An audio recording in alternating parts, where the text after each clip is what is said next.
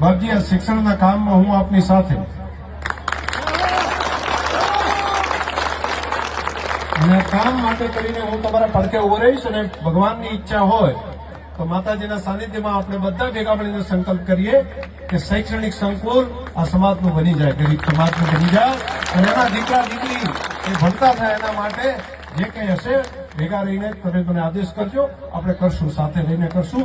શુભમગીરી બાપુ આદેશ કરે, આપ આદેશ કરો, આપણે ભેગા મળીને આ કામને આગળ વધારશું. સરકારમાં હોય, બીજે હોય, જેને પણ કહેવું હશે અમે કરશું. પરંતુ આ મિશન માત્ર બાપજીનું નહીં રહે એકલાનું. મારું પણ મિશન આજથી કહું છું કે આ કામ માટે, આ શિક્ષણના કામ માટે હું સાથે રહીશ. આ સમાજના શિક્ષણના કામ માટે હું ગરીબમાં ગરીબ, ઝૂંપડામાં રહેતા ગરીબ પરિવારનો દીકરો કે દીકરી ભણી અને જો એ કલેક્ટર થઈ જાય તો બીજા દિવસે એના મા બાપને બધા વંદન કરતા થઈ જાય. આ શક્ય છે. મને લાગે છે કે આટલા મોટા સમાજ આ પ્રમાણે ભેગો થયો પહેલી વાર થયો હશે, નહીં? દીકરીઓને પણ ભણાવવાનું કામ કરો બધા. અને હવે તો મને આટલા મોટા સંખ્યામાં મારા થરાદ અને રા તાલુકામાંથી પણ ઘણા બધા આયા. મેં જોયા તો ખૂબ રાજી થઈ ગયો અહીંયા આગળ જોયું. એમાં માતાઓ, બહેનો, વડીલો, યુવાનો બધા. આ તો ઋષિઓના દર્શન થાય ને એવી સ્થિતિ છે તમારી. વાલ્મીકી સમાજમાં મને લાગે છે કોઈ સારું કામ હોય ને, ઘરેથી નીકળ્યા હોય બહાર, તો પેલા સુકન કોના લેવાય ખબર છે? એમ કે ગામનો ઢોલી કોણ છે? તો આ તો ઋષિ જેવો કહેવાય. એનો સુકન લઈને જઈએ તો કામનો બેડો પાર થઈ જાય.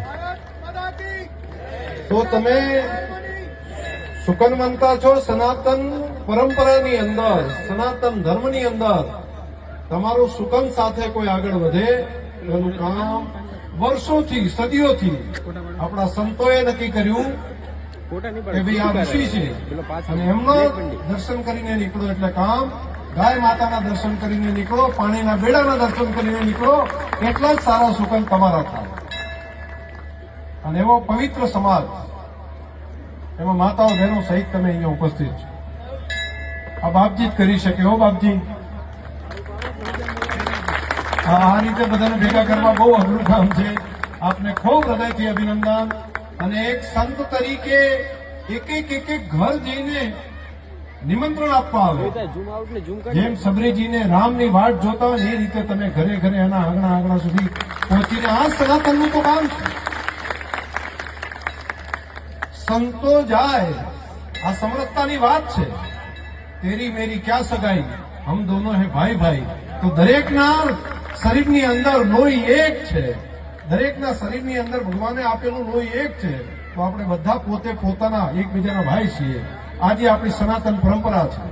અને એના ભાગરૂપે એક સંત જયારે બહાર નીકળે અને આખા જિલ્લામાં ખોરડે ખોરડે ફરે, ઝૂંપડે ઝૂંપડે ફરે અને ત્યાં જઈને જાતે દર્શન કરવા માટે, બાકી લોકો અહીંયા આવે પણ અહીંયા સંતો દર્શન દેવા માટે ત્યાં જાય. અને દર્શન દે એટલું જ નહીં, ત્યાં જઈને નિમંત્રણ આપીને આવે અને કહે કે તમારે અહીંયા આગળ પધારવાનું છે, આ મઠમાં પધારવાનું છે.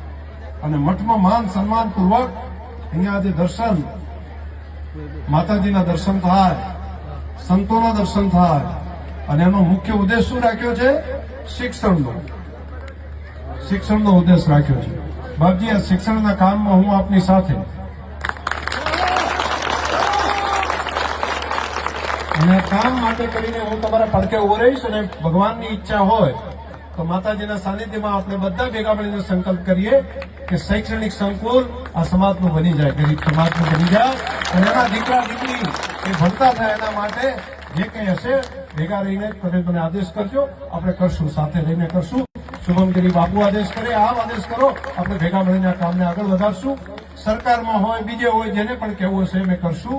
પરંતુ આ મિશન માત્ર બાપજીનું નહીં રહે એકલાનું. મારું પણ મિશન આજથી કહું છું કે આ કામ માટે, આ શિક્ષણના કામ માટે હું સાથે રહીશ. આ સમાજના શિક્ષણના કામ માટે હું.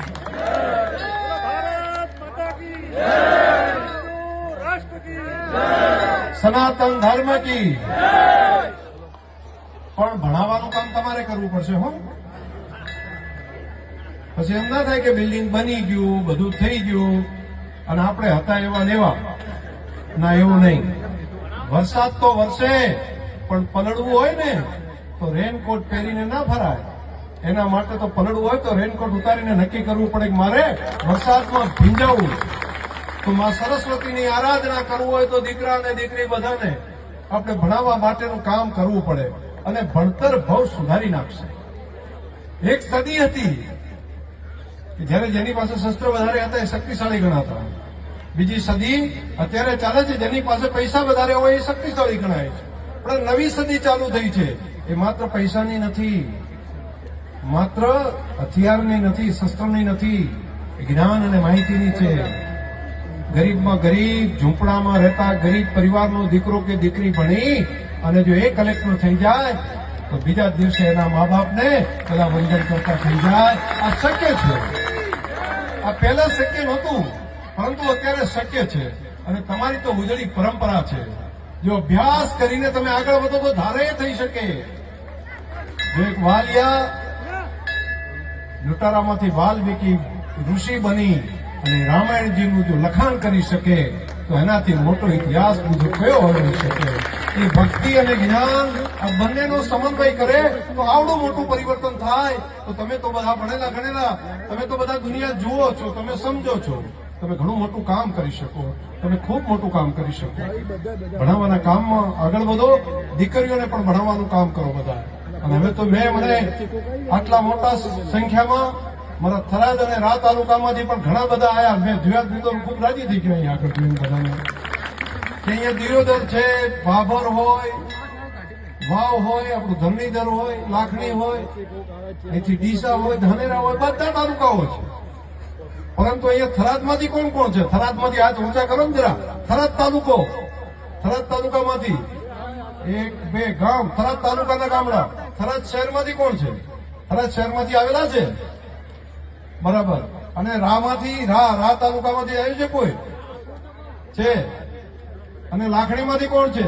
લાખણી તાલુકો, લાખણી હાકમટે છે, વાહ. અને દિયોદર તાલુકો, વાહ, દિયોદર પણ ખૂબ છે મોટી સંખ્યામાં. અને ભાભર, વાહ, ભાભરે છે. અને વાવ, વાવેસીમાંથી પણ છે. અને ધરણીધર તાલુકામાંથી છે કોઈ? ધીમા ધરણીધર, વાહ, સરસ. અને પછી બાજુમાંથી ડીહા તાલુકો, ડિયાગોળમાંથી પણ છે. ધાનેરામાંથી છે કોઈ? વાહ, સરસ, ખૂબ સારું.